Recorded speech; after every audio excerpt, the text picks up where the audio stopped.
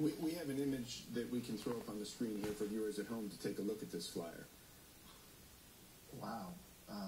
Paul, this is similar to what you found? No, this is unbelievably similar to the remains we found. Mr. Grant, Barnum acquired the Mermaid sometime during the Civil War, but then he held on to it, looking for the right time in order to promote it and display it. Absolutely, and that time was July 1865. The Civil War had ended.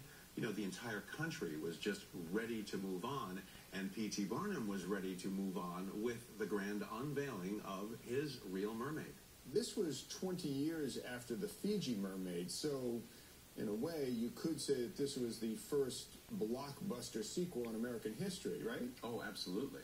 And it seems like a lot more was happening beyond the real mermaid. There are other attractions that are advertised in the flyer. What he was planning was a 19th century equivalent of Woodstock. All the big acts were going to be there. He was planning to bring back Chang and Eng. These were the world-famous Siamese twins. They hadn't been seen for over 25 years. He brought them out of retirement. And that's the world's smallest man? Do I see that? Yes, this is General Tom Thumb. He measured 23 inches tall. But the event never got off the ground. No, it didn't. Look at the date of the exhibit, July the 15th, 1865. 2 days before the show was to open, on July 13th, 1865, a terrible fire broke out at the museum, burned it to the ground.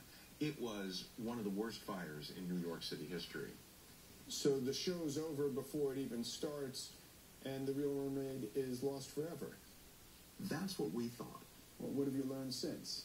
Well, 2010 was the bicentennial year for P.T. Barnum, and in going and finding materials for our retrospective, one of our researchers stumbled upon a photo collection that was buried in the National Archives for decades. Let's put one of those up right now if we can.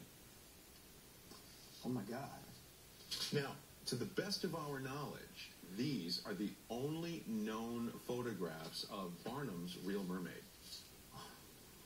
Wow. Let's show the rest of those, because there are more. Wow. Wow. Wow. Yeah, it's the crest. These are incredible. Paul, what do you see? What are you thinking when you look at these? Well, that's definitely not a monkey torso sewn onto a fishtail, that's for sure. This is really an incredible bit of history, and the imagery is just fantastic. Mr. Grant, thank you so much for joining us tonight. Thank you. We'll be back with more.